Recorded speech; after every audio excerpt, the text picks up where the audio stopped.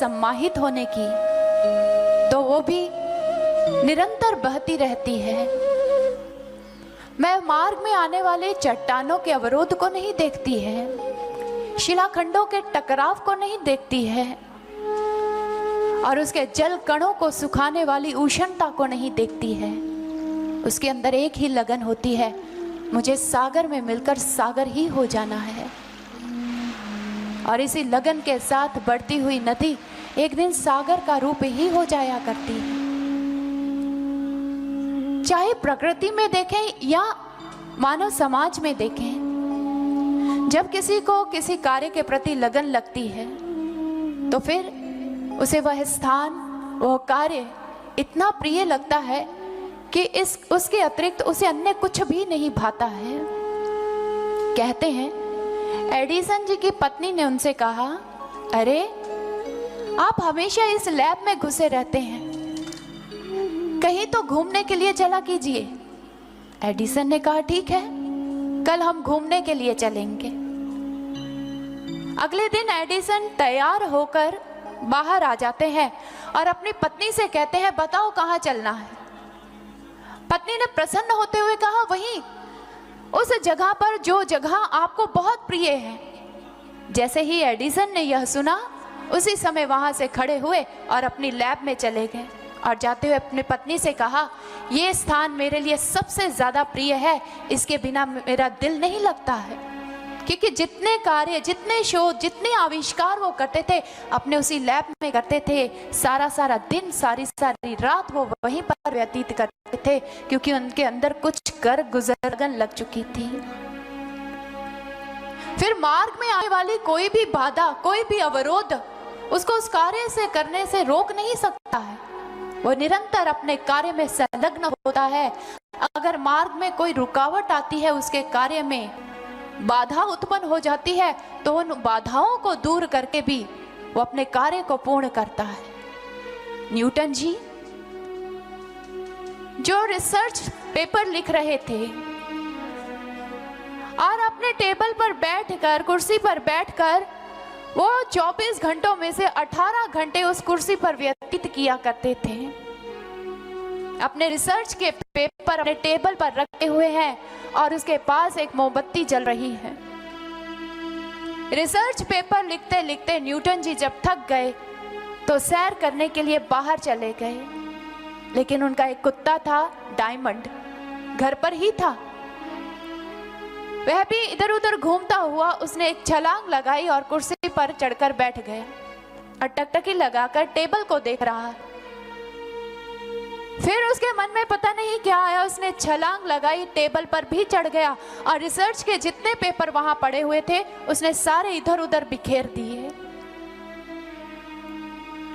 जब उसने पेपर इधर उधर बिखेरे तो तभी क्या हुआ, उसका पैर लगा, जलती हुई मोमबत्ती टेबल पर गिर जाती है और टेबल पर गिरते ही जो पेपर है आग को पकड़ लेते हैं और देखते ही देखते न्यूटन के रिसर्च पेपर थे वो राख के ढेर में परिवर्तित हो जाते हैं, जिसमें उनके सालों की मेहनत थी।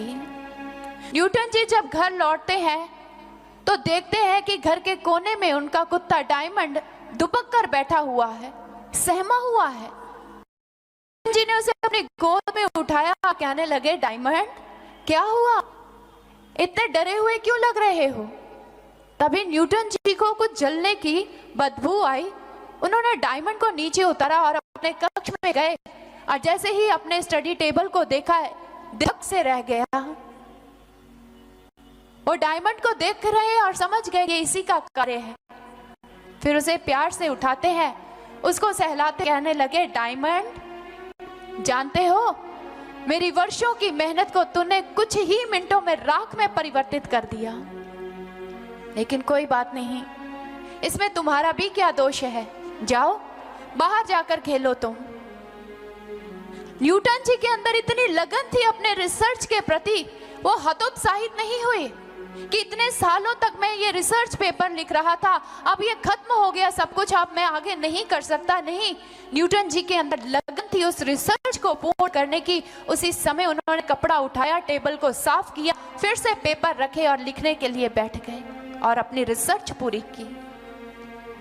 जब अंदर लगन लग जाती है ना, फिर कोई भी बाधा, कोई भी अवरोध उसे रोक नहीं पाता है।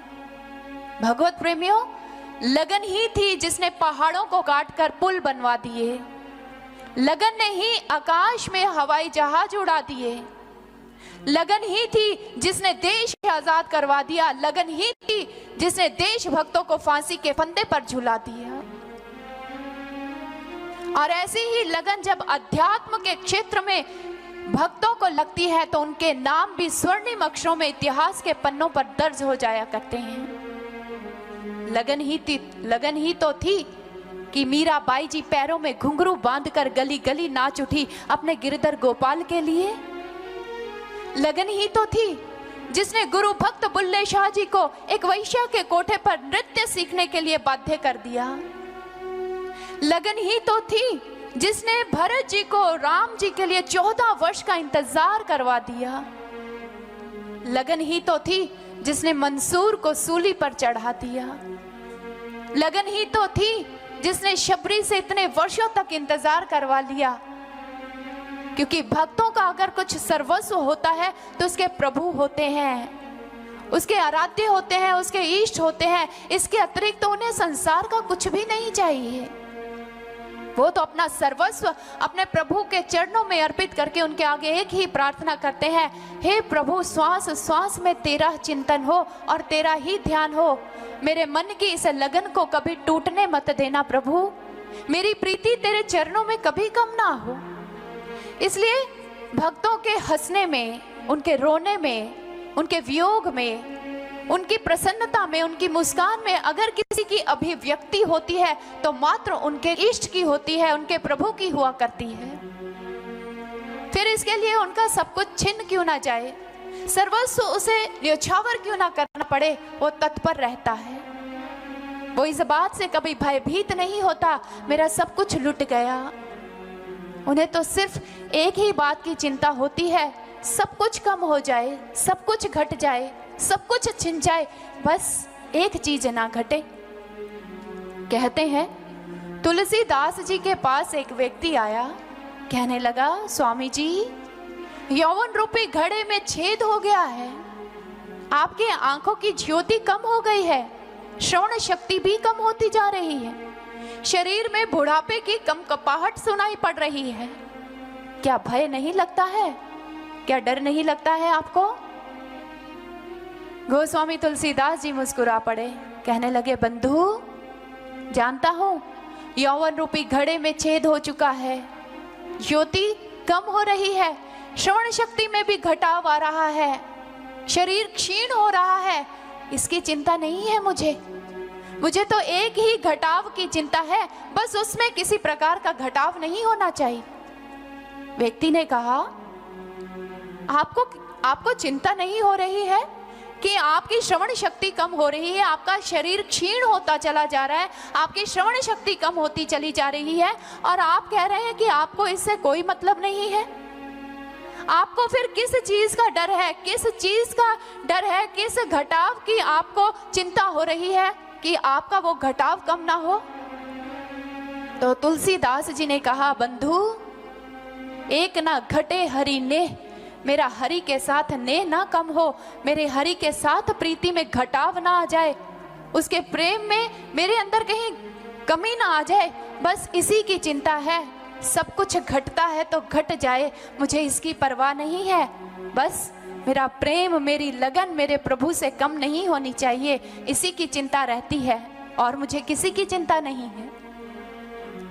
ऐसा नाता, ऐसी लगन भक्तों की प्रभु के साथ होती है। उन्हें हर पल, हर समय, हर घड़ी इसी बात की चिंता रहती है, प्रभु किसी विकार के कारण हम तुझसे दूर ना हो जाएं, कोई कर्म हमें तेरे चरणों से दूर ना ले जाए। प्रभु मेरी लगन अपने चरणों के साथ ऐसे बांध लो जैसे चकोर की चांद के साथ होती है, जैसे मोती की धागे के साथ होती है, जैसे चंदन की पानी के साथ होती है। प्रभु मेरी लगन, मेरी प्रीति को भी ऐसा ही कर दो प्रभु, चाहे सब कुछ छीन लो, चाहे सब कुछ कम हो जाए, लेकिन मेरी ये लगन कम ना हो। और भक्तों की लगन ऐसे प्रगाढ़ दर प्रगाढ़ हो जाती है और प्रभु से इस प्रकार वो तल्लीन हो जाते हैं कि वो तो अपने भगवान से भी कह देते हैं, प्रभु अब तुम्हारे श्री चरणों के साथ ये प्रेम इतना प्रगाढ़ हो चुका है, इतना प्रगाढ़ हो चुका है प्रभु, अगर तू तोड़ना चाहे तो तोड़ ले, लेकिन हमारे लिए इस संसार में तेरे अतिरिक्त अन्य कोई भी नहीं है जिससे हम प्रीति लगा सकें, जिससे हम प्रेम कर सकें। इसलिए प्रभु अगर तू तोड़ना चाहता है तो तोड़ ले, लेकिन तेरे ही चरणों में ये प्रार्थना है कि हमारी ये लगन कभी तेरे चरणों से टूटे ना।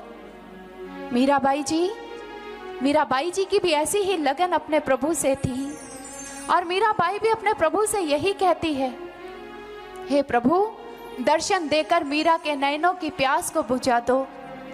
प्रभु जब आपके दर्शन नहीं होते हैं, मीरा तड़प तड़प कर जाती है, प्राण निकलने को हो जाते हैं। हे मधुसूदन, तू मुझसे दूर भाग रहा है तो भाग ले, तो मुझसे अपना पीछा छुड़वाना चाहता है तो छुड़वा ले, लेकिन प्रभु तू ही बता तुझसे तोड़कर मैं किसके साथ बांध लूं, तू ही मेरा सब कुछ है। और मीराबाई जी अपने भाव अपने प्रभु के चरणों में रखते हुए यही कहती है, जो तुम तोड़ो पिया मैं नहीं तोड़ूं, तो उसे तोड़कर मैं किसके साथ अपनी प्रीत को जोड़ूं। प्रभु मेरी प्रीत तो तेरे चरणों के साथ प्रगाढ़ हो चुकी है, और प्रभु ये प्रीति मेरी अंतिम श्वास तक तेरे चरणों के साथ निभ जाए, यही तेरे श्री चरणों में प्रार्थना है। और ऐसी ही लगन लग चुकी थी प्रभु के एक अनन्य भक्त, जिनका नाम है भक्त श्रोमणी श्री प्रहलाद जी। जैसा उनका नाम था वैसा ही उनका स्वभाव था, हर किसी को वो प्रसन्न कर देते थे। भोला भाला मुखड़ा था, लाल गुलाबी गाल थे उनके, और भोलेपन की हद कर देने वाली भौहें थी उनकी। बड़ों का आदर करते थे, छोटों से प्रेम करते थे, मधुर भाषित थे वो, लेकिन इन सब से बढ़कर प्रभु के अनन्य भक्त थे वो। प्रहलाद जी जिस उम्र में जो बालक हैं वो क्रीड़ा करते हैं, खेला करते हैं, उसी उम्र में प्रहलाद जी अपने प्रभु का ध्यान किया करते, एकांत में बैठकर अपने प्रभु का ध्यान करते, सुमरन साधना करते, और हर पल अपने अंतःकरण से अपने प्रभु के साथ बातें किया करते, और अपने प्रभु से कहते, हे प्रभु जानते हो जब मैं बोलता हूँ तो अपने शब्दों में आपकी अभिव्यक्ति को महसूस करता हूँ, जब मैं चलता हूँ तो प्रभु अपने हर कदम के साथ आपके कदमों की आहट को सुनता हूँ। हे प्रभु जब भी मैं कहीं पर बैठता हूँ तो मुझे ऐसा लगता है कि हर समय हर पल आप मुझे अपनी गोद में बिठाए हुए हैं। प्रहलाद जी का इतना प्रेम था प्रभु के साथ कि रोम रोम प्रभु का ही चिंतन करता था। लेकिन इन्हीं प्रहलाद जी के पिता हिरण्यकशिपु नारायण के सबसे बड़े शत्रु थे। हिरण्यकशिपु के भाई हिरण्याक्ष को जब भगवान ने वराह रूप धारण करके मार दिया, उसके बाद जब हिरण्यकशिपु अपने भ्राता की अंत्येष्टि क्रिया करता है और अपने भ्राता के शरीर को अग्नि की लपटों में धू धू कर जलते हुए देखता है, तो हिरण्यकशिपु आवेश में आ जाता है, क्रोधित हो जाता है, और उसी समय वह एक संकल्प करता है और प्रभु को संबोधित करते हुए कहने लगा, हे शेषनाग की शैया पर विश्राम करने वाले विष्णु, जब तक मैं अपने भ्राता की रक्त की एक एक बूंद का हिसाब नहीं ले लेता तब तक मैं चैन से बैठने वाला नहीं हूँ, और आज से मेरे जीवन का मात्र एक ही उद्देश्य है, प्रतिशोध, प्रतिशोध और मात्र प्रतिशोध। हिरण्यकशिपु प्रतिशोध की भावना से परिपूर्ण हो गया, लेकिन घर के सदस्यों को उसने सांत्वना दी एक महात्मा बनकर, और खुद यह सोच रहा है कि अगर मुझे नारायण को पराजित करना है तो मुझे उसी की भांति शक्तिशाली बनना पड़ेगा, शक्तियों को अर्जित करना पड़ेगा। और शक्तियों को अर्जित करने हेतु हिरण्यकशिपु तप करने के लिए मद्रांचल पर्वत की ओर प्रस्थान कर जाता है, और मद्रांचल पर्वत की घाटी में जाकर वो तप में तल्लीन हो जाता है और ब्रह्मा जी का आह्वान करना प्रारंभ कर देता है। वो इस प्रकार से तप में तल्लीन हुआ कि उसका जो शरीर था धीरे धीरे करके सूखना प्रारंभ हो गया और कांटे की मानी दृष्टिगोचर होने लग गया। उसके शरीर के चारों ओर एक बांबी बन चुकी थी, और उसके तप के प्रभाव का धुआं उसके सिर से सर्वत्र फैल रहा था। समस्त देवता लोग ब्रह्मा जी के सानिध्य में गए और उनसे जाकर प्रार्थना करते हैं, हे ब्रह्मदेव, हिरण्यकशिपु के तप के कारण सारी सृष्टि त्राही त्राही ना करने लग जाए, इसलिए जाइए आप हिरण्यकशिपु को जाकर वरदान दीजिए, वो आपसे शक्तियों को अर्जित करना चाहता है। ब्रह्मा जी ने कहा, अगर वो तप के द्वारा मुझे प्रसन्न कर लेता है तो मुझे वरदान देना पड़ेगा। और इधर हिरण्यकशिपु ने तप के द्वारा ब्रह्मा जी को प्रसन्न कर लिया और ब्रह्मा जी हिरण्यकशिपु को वरदान देने के लिए उनके समक्ष जाकर प्रकट हो जाते हैं और हिरण्यकशिपु को संबोधित करते हुए कहने लगे, हे दैत्य श्रोमणि हिरण्यकशिपु, अपने नेत्र खोलो, हम तुम्हारी तपस्या से प्रसन्न हैं।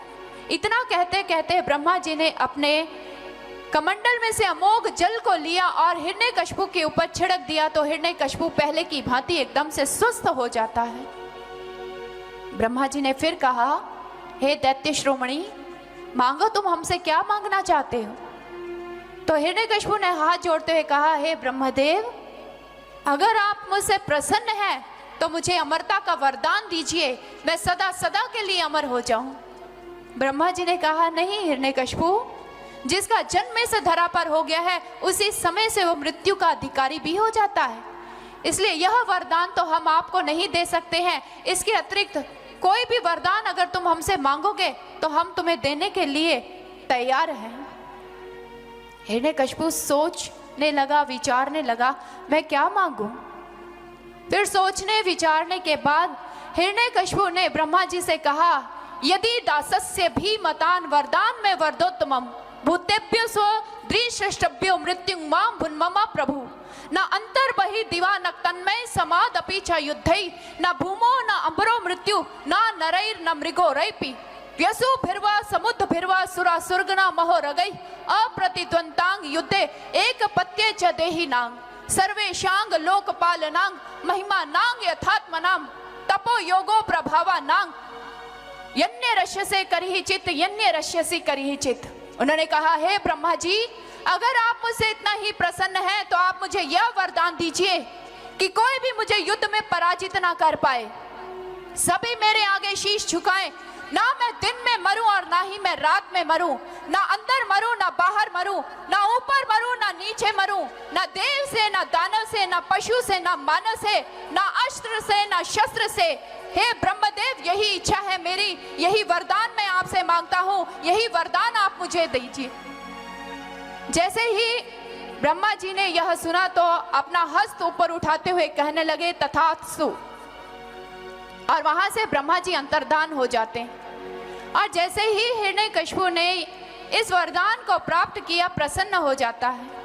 इतना प्रसन्न हुआ कि उसने एक जोरदार अट्टहास किया और अट्टहास करते हुए कहने लगा, अरे मैंने तो ब्रह्मा जी को मूर्ख बना दिया। जब मैं ना दिन में मर सकता हूँ ना रात में, ना अंदर बाहर, ना ऊपर ना नीचे, ना देव से ना दानव से ना पशु से ना मानव से ना अस्त्र से ना शस्त्र से, तो मैं तो सदा सदा के लिए अमर हो चुका हूँ। इतना अट्टहास करते हुए हिरण्यकशिपु फिर कहने लगा, संपूर्ण धरा में अपनी सत्ता का परचम मैं लहरा दूंगा, सर्वव्यापी मैं ईश्वर सृष्टि का सबको ये बतला दूंगा, नहीं करने दूंगा ऋषियों को योग वैराग्य जप कभी, नहीं होगा मेरे राज्य में कोई यज्ञ तप कभी, ना सुन पाएगा अब कोई वेद पुराणों की वाणी, गूंजेगी चहु और केवल हिरण्यकशिपु की अमर कहानी। हरि भक्ति करने वालों को मैं मौत की नींद सुला दूंगा, सर्वव्यापी मैं ईश्वर सृष्टि का सबको ये बतला दूंगा। हर सुंदर नारी कन्या मेरे चरणों की दासी होगी, तलवार मेरी गौ ब्राह्मण के रक्त की प्यासी होगी, लपट चोर जुआरी में सबको बनाकर रख दूंगा, धर्मी सज्जन पुरुषों का मैं अस्तित्व मिटाकर रख दूंगा, धर्मी सज्जन पुरुषों का मैं अस्तित्व मिटाकर रख दूंगा। और ऐसा अट्टहास करते हुए, प्रसन्न होते हुए हिरण्यकशिपु अपने महल लौट जाता है। और जैसे ही वो महल में लौटा, अपनी सभा को बुलाया, समस्त मंत्री गणों को बुलाया और समस्त मंत्री गणों को आदेश देते हुए कहा, जाओ सारी सृष्टि में यह घोषणा करवा दी जाए कि इस सृष्टि का अगर कोई भगवान है तो भगवान हिरण्यकशिपु है। जहाँ भी वेद सम्मत कार्य हो रहे हैं उन्हें विध्वंस कर दिया जाए, गौ ब्राह्मणों को मृत्यु के घाट उतार दिया जाए, सभी को बताया जाए कि इस सृष्टि का भगवान है, भगवान हिरण्यकश्यप। अब जय नारायण, जय हरिणी, जय हिरण्यकश्यप, जय हिरण्यकश्यप होना चाहिए। अग्निहोत्र की अग्नियां बुझ जानी चाहिए। अगर अग्निहोत्र में आहुतियां दी जा रही हैं तो मेरे नाम की दी जानी चाहिए। सभी मेरा पूजन करें, मेरी वंदना करें, मेरा ही आराधन करें, और जो मेरी अधीनता को स्वीकार ना करे उसे मृत्यु के घाट उतार दिया जाए। हिरण्यकश्यप की आदेश का पालन किया गया और सर्वत्र आतंक ही आतंक फैल गया। लेकिन हिरण्यकश्यप 4 वरदान प्राप्त करके अपने आप को भगवान समझने लग गया। अपने आप को भगवान समझने लग गया कि मैं तो सर्वशक्तिमान हो गया हूं। इस मूर्ख हिरण्यकश्यप की स्थिति उसी चूहे की मानित है। एक चूहे को कहीं से सौंठ की गांठ मिल गई, बहुत उछल रहा है, कूद रहा है, और अपने अन्य साथियों के पास जाकर कहने लगा, अरे देखो देखो, मुझे तो सौंठ की गांठ मिली है, मैं तो पंसारी वाला बन गया हूं, अब अपने मोहल्ले में किसी और की दुकान नहीं चलने दूंगा। बड़ा प्रसन्न है, बहुत प्रसन्न है, लेकिन वो मूर्ख चूहा भी यह नहीं जानता कि मात्र सौंठ की गांठ मिल जाने से कोई पंसारी वाला नहीं बन जाता है। पंसारी वाला बनने के लिए और भी सामान की आवश्यकता पड़ती है। और आज भी समाज में ऐसे तथाकथित संतों की भरमार है भगवत प्रेमियों, जिन्हें अध्यात्म का क ख भी नहीं पता है, लेकिन कुछ श्लोकों का, कुछ कथा कहानियों को सुनाने के बाद वो भी अपने आप को गुरु समझ बैठते हैं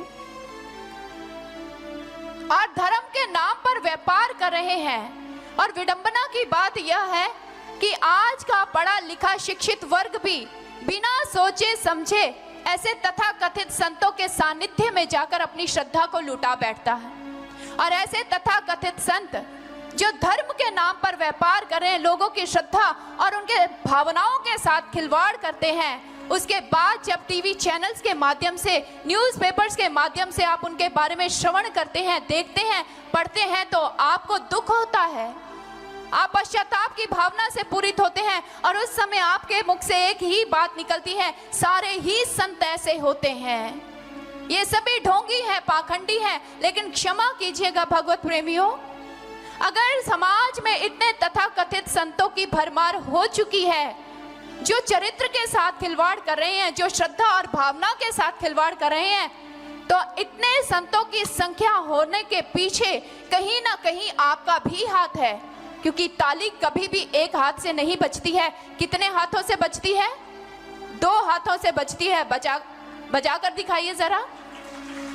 बज रही है, आवाज भी आ रही है। अगर समाज में इतने तथाकथित संत हो चुके हैं जो श्रद्धा के साथ खिलवाड़ कर रहे हैं, भावनाओं को लूट रहे हैं, चरित्र के साथ खिलवाड़ कर रहे हैं, तो इसके पीछे आप लोगों का भी हाथ है। क्योंकि आप लोग शास्त्र सम्मत कसौटियों को अपने हाथ में लेकर नहीं चल रहे और बिना संत की परख किए आप अपनी श्रद्धा, अपनी भावना को उनके चरणों में लुटा देते हैं। और आज संत बनना कोई मुश्किल बात नहीं है भगवत प्रेमियों, बहुत सरल है। कहीं से भी भगवे वस्त्र को धारण कीजिए, त्रिपुंड लगाइए, रुद्राक्ष की माला धारण कीजिए, बालों को मुड़वा दीजिए, तो हर कोई संत बन सकता है। इसलिए किसी ने संतों के, ऐसे ही संतों के विषय में कहा, सिर मुड़वाए 3 गुण, सिर मुड़वाए 3 गुण, सिर की मिट जाए खाज, खाने को हलवा मिले लोग कहे महाराज महाराज महाराज। ऐसे संत बहुत है। और इतने ही नहीं, बहुत है ऐसे जो मोटे मोटे नोटों से बेटों का दावा करते हैं, वो अपनी जेबें भरते हैं और खाली सबकी करते हैं। जो खुद फंसे मझधार में वो नैया पार लगाते हैं। लेट लेट के बड़ा है पेट, खाते मेवा भर भर पेट, खाने को लड्डू मिठाई, शर्म आ जाए खुद मिठाई, गुपचुप करते सुरापान बीड़ी की धूप जलाते हैं। जो खुद फंसे मझधार में वो नैया पार लगाते हैं। गाड़ी इंपोर्टेड चाहिए पर बात इंपोर्टेड नहीं बताते। कुछ तो ऐसे होते हैं जो 6-6 महीने नहीं नहाते। भक्त पड़े जो चरणों में बेहोश ही हो जाते हैं। जो खुद फंसे मझधार में वो नैया पार लगाते हैं। बातों के हलवे बांट बांट के धर्म धुरंधर बन जाते। सच के आगे भीगी बिल्ली, झूठ के आगे तन जाते। नंबर 1 निठल्लू है जो कर्म योग सिखलाते हैं। जो खुद फंसे मझधार में वो नैया पार लगाते हैं।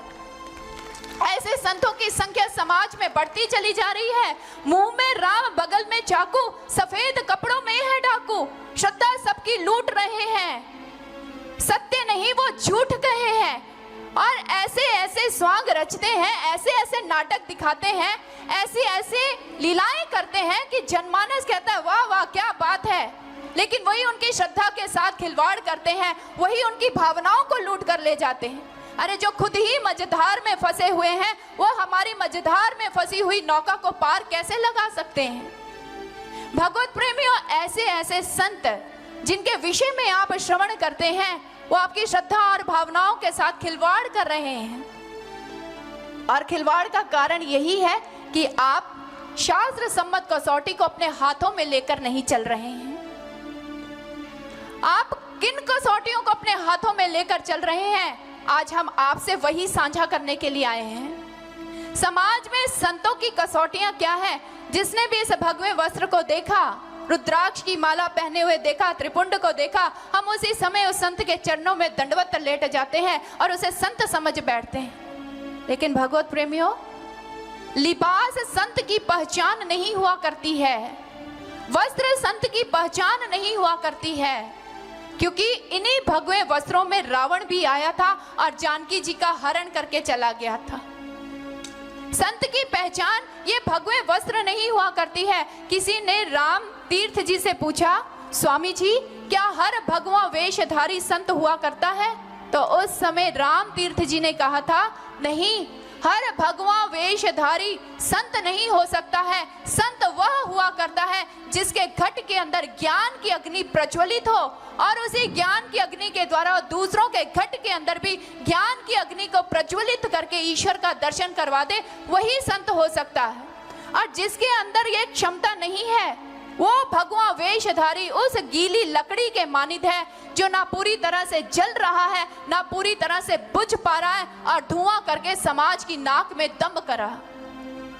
भगवत प्रेमियों, संत की पहचान भगवान लिबास नहीं होती है। अरे संत तो कुर्ते पैजामे में भी हो सकता है, वो रंग बिरंगे कपड़ों को भी पहन सकता है, ओवरकोट पहन सकता है। संत की पहचान लिबास नहीं, उसका ज्ञान हुआ करता है। और हम संत की पहचान कैसे करते हैं? जी, संतों के पीछे तो बहुत भीड़ है, दूर दूर से लोग इनके सानिध्य में आते हैं। अरे कुछ तो बात होगी इनमें, तभी तो इतनी दुनिया इनके चरणों में आकर नतमस्तक होती है। लेकिन भगवत प्रेमियों, हमारे शास्त्र कहते हैं भीड़ और भेड़ में कोई ज्यादा अंतर नहीं होता है। जहां एक भेड़ जाती है, बाकी की बाकी भेड़ें भी उसके पीछे पीछे चलना शुरू कर देती। और भीड़ को एकत्रित करना कोई बड़ी बात नहीं है। आप दो मित्र बाजार में जा रहे हैं, सामान्य व्यवहार कर रहे हैं, बातें करते जा रहे हैं, कोई आपकी ओर देखेगा नहीं। लेकिन सड़क के बीच जाकर खड़े हो जाइए, एक थप्पड़ आप अपने मित्र को मारिएगा और एक थप्पड़ आपका मित्र आपको मारेगा, तो मिनटों में वहां पर भीड़ जुटनी शुरू हो जाती है। लोग गाड़ियां रोक रोक कर पूछते हैं, अरे भाई क्या हुआ, ये क्या माजरा चल रहा है? देखते ही देखते वहां भीड़ जुट जाती है। सिनेमा घरों में भी बहुत भीड़ है, शराब घरों में भी बहुत भीड़ है। संत की पहचान भीड़ नहीं हुआ करती है भगवत प्रेमियों। इसलिए हमारे महापुरुषों ने कहा, सावधान इंसान सावधान, फूटी आंख विवेक की सूझत नहीं संत असंत, जाके पीछे 10-20 लोग कहे महंत। जिसके पीछे 10-20 संख्या चल पड़ती है, हम उसे संत समझ बैठते हैं, हम भी भेड़ चाल में शामिल हो जाते हैं। हमारे गुरुदेव सर्वश्री आशुतोष महाराज जी अपने प्रवचनों में एक कहानी सुनाया करते हैं कि संसार के लोग कैसा अंधा अनुकरण करते हैं। महाराज जी ने प्रवचनों में कहानी सुनाई, एक वंजारा था, गली गली कपड़े बेचा करता था। रास्ते में एक बाबा की मजार आया करती थी, वो वहां पर जाता, अपने श्रद्धा रूपी पुष्प वहां अर्पित करता और वहां पर जो फकीर बाबा थे उसके चरणों की सेवा किया करता था। वो फकीर बाबा उस वंजारे से इतना प्रसन्न हुए, इतने प्रसन्न हुए कि उन्होंने अपना गधा उस वंजारे को दे दिया और कहा कि बेटा, इतनी बोझ को लेकर घूमते रहते हो, इस पोटली को इस गधे पर रखना, गली गली कपड़ा बांटना और जब तुम थक जाओ तो इसके ऊपर बैठ जाना। वंजारा प्रसन्न हो गया और गधे को लेकर चल पड़ा, अपनी कपड़ों की पोटली को उसके ऊपर रखता और गली गली में कपड़ा बेचता, जब थक जाता तो खुद भी उसके ऊपर बैठ जाता। समय की धारा बहती रही, लेकिन एक दिन उसका गधा मर गया और उसने क्या किया, एक बड़ा सा गड्ढा खोदा, उसमें उस गधे को डाला, उसके ऊपर मिट्टी डाली, एक कपड़ा चढ़ा दिया, थोड़े से फूल चढ़ा दिए और वहां बैठकर जोर जोर से रो रहा है, हे गधेश्वरानंद जी, आप हमें छोड़कर क्यों चले गए? हे गधेश्वरानंद जी, आपके कारण तो मेरा जीवन बड़ा सुखी था। हे गधेश्वरानंद जी, आप कहाँ चले गए? पास से एक व्यक्ति गुजर रहा था, कहने लगा, गधेश्वरानंद जी लगता है बहुत पहुंचे हुए संत है। उसने अपनी जेब से कुछ पैसे निकाले, मजार पर रख दिए गधे की और कुछ मन्नत मांग ली। इत्तेफाक से उसकी मन्नत पूरी हो गई। उसने सारे गांव में जाकर शोर मचा दिया, अरे अमुक स्थान पर बड़े पहुंचे हुए संत की मजार है, जो भी मनोकामना मांगते हैं पूरी हो जाती। जैसे ही लोगों ने सुना, 2 आए, 4 आए, पैसे चढ़ने लगे, फल फूल चढ़ने लगे, संख्या हजारों में हो गई। अब बंजारे ने क्या किया, कपड़े बेचने के काम को छोड़कर उसने भी फकीर का वेश धारण किया और गधे की मजार के पास बैठ गया और वहां रोज बैठकर कीर्तन करता, जय गधेश्वरानंद जी, जय गधेश्वरानंद जी, जय गधेश्वरानंद जी। श्रद्धालुगण आते गए, प्रसाद चढ़ता रहा, फूल चढ़ते रहे, पैसे चढ़ते रहे और वो बंजारा प्रसन्न होता रहा। एक दिन वही फकीर बाबा वहां पर आए जिसने गधा दिया था। जैसे ही वो वहां पर आए तो उस बंजारे ने उनके चरण पकड़ते हुए कहा, बाबा, अरे आपके गधे ने तो जीते जी मेरा काम सवारा, मरने के बाद भी मेरे काम आ रहा है। पहले तो मुझे काम करना पड़ता था, अब तो वो भी नहीं करना पड़ता है।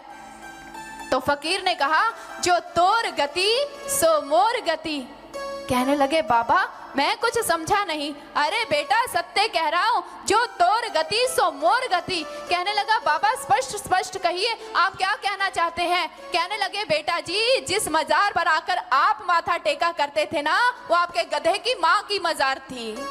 इसलिए भीड़ को एकत्रित करना कोई बड़ी बात नहीं है भगवत प्रेमियों।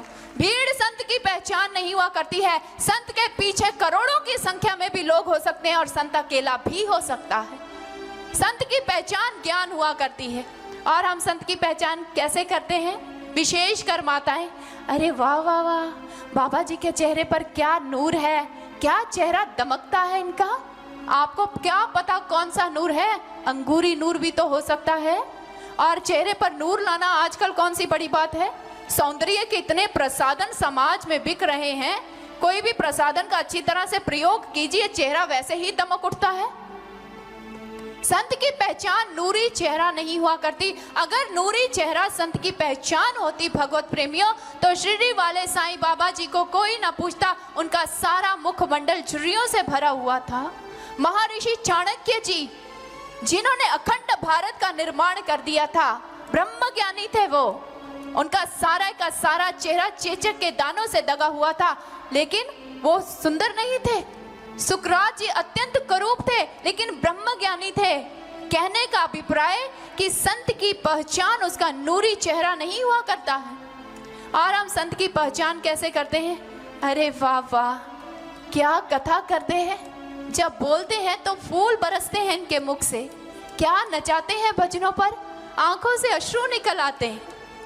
क्या कहानियां सुनाते हैं, क्या उदाहरणें देते हैं, एक ही श्लोक के कितने कितने अर्थ कर देते हैं। भगवत प्रेमियों, कथा कहानियां सुनाकर आंखों से आंसू निकालना बहुत आसान है, लेकिन बात यह है कि जिस प्रभु की वो कथा कहानियां सुना रहे हैं, जिनको सुनाकर भावुक हो रहे हैं, क्या उस ईश्वर को दिखाने का सामर्थ्य भी उनके पास है कि नहीं है? अगर ईश्वर को दिखाने का सामर्थ्य उनके पास है तो उनकी कथा कहानियां सुनानी सार्थक है, उनका आंखों से आंसू निकाल देना सार्थक है। लेकिन अगर वो मात्र कथा कहानियां सुनाकर रुलाने तक सीमित हैं, आपको उस ईश्वर का दर्शन नहीं करवा पा रहे, तो ऐसे संतों को हमारे शास्त्रों में पूर्ण गुरु कहकर संबोधित नहीं किया गया है। और जो संत एक ही श्लोक के अनेकों अर्थ कर दे, भगवत प्रेमियों, श्लोक का अर्थ नहीं अनर्थ कर रहा है। इसलिए इन बाहरी कसौटियों के आधार पर संत की परख मत कीजिए, क्योंकि इसके द्वारा आप कभी भी पूर्ण संत की परख नहीं कर सकते हैं। क्योंकि अगर समाज में इतने तथाकथित संत हैं, तो इन्हीं संतों के बीच में एक पूर्ण संत भी है। और उसकी पहचान आपको करनी होगी। हमारे गुरुदेव सर श्री आशुतोष महाराज जी अपने प्रवचनों में ये बात कब बताया करते हैं और हमने उनके मुखारविंद से सुनी और आपको भी बताने आए हैं। महाराज जी कहते हैं कि अगर असली चीज होती है तो उसकी नकली भी होती है। उदाहरण देते हुए उन्होंने कहा, हमारी सरकार ने 500 का नोट चलाया तो 500 का नकली नोट भी आया। हमारी सरकार ने 1000 का असली नोट चलाया तो उसका नकली नोट भी आया। हमारी सरकार ने 200 का असली नोट नहीं चलाया तो क्या 200 का नकली नोट आता है? नहीं आता है। हमारी सरकार ने 300 का असली नोट नहीं चलाया तो क्या 300 का नकली नोट आता है? नहीं आता है। असली है तो नकली आता है, अगर असली है ही नहीं तो नकली भी कभी हो नहीं सकता। अगर इतने झूठे संत हैं तो उन्हीं संतों में एक पूर्ण गुरु भी है और उसकी गवाही हमारे शास्त्र दे रहे हैं। और शास्त्रों के आधार पर ही आज हम आपको संत की पहचान बताने के लिए आए हैं। हमारे वो धार्मिक ग्रंथ, आप इसे सोने की जिलत में चढ़ा दीजिए, आप इसे साधारण कपड़ों में लपेट कर रख दीजिए, आप इन्हें डराइए, आप इन्हें धमकाइए, कुछ भी कीजिए, लेकिन ये हर स्थिति में सत्य का ही उद्घोष करेंगे, सत्य ही आपको बताएंगे। ये सत्य से विमुख नहीं होते हैं। और हमारे शास्त्र ये बताते हैं कि पूर्ण संत कौन है? जो घट के अंदर उस ईश्वर, उस परमात्मा का दर्शन करवाते। स्कंद पुराण के अंतर्गत भगवान शिव मां पार्वती को समझाते हुए यही कहते हैं, अखंड ही करसंग नित्य मुक्त निरामयं स्वस्मिन् सन दर्शितं भवेदस्य देशिका। हे पार्वती, जो अखंड एक रस नित्य मुक्त परमात्मा का दर्शन उसी समय एक जीव के घट के अंदर करवा दे, वही गुरु पूरा है। ऐसे गुरु के चरणों की वंदना करनी चाहिए। वो तत्व के द्वारा फिर उस ईश्वर का दर्शन घट के अंदर ही करवा देते। इसलिए हमारे महापुरुषों ने कहा, अखंड मंडलाकारं व्याप्तं येन चराचरं तत्पदं दर्शितं येन तस्मै श्री गुरुवे नमः। जो अखंड ब्रह्मांड में व्याप्त परम चेतना है, उस परम चेतना का दर्शन जो घट के अंदर करवा दे, इस शरीर के अंदर करवा दे, ऐसे गुरु को बार बार नमस्कार किया गया है, बार बार उनके चरणों की वंदना की गई है। और हमारे संतों महापुरुषों की वाणी, संत कबीर जी अपनी वाणी में ऐसे ही संत की महिमा गाते हुए यही कहते हैं, साधो सो सतगुरु मोहे भावे, साधो सो सत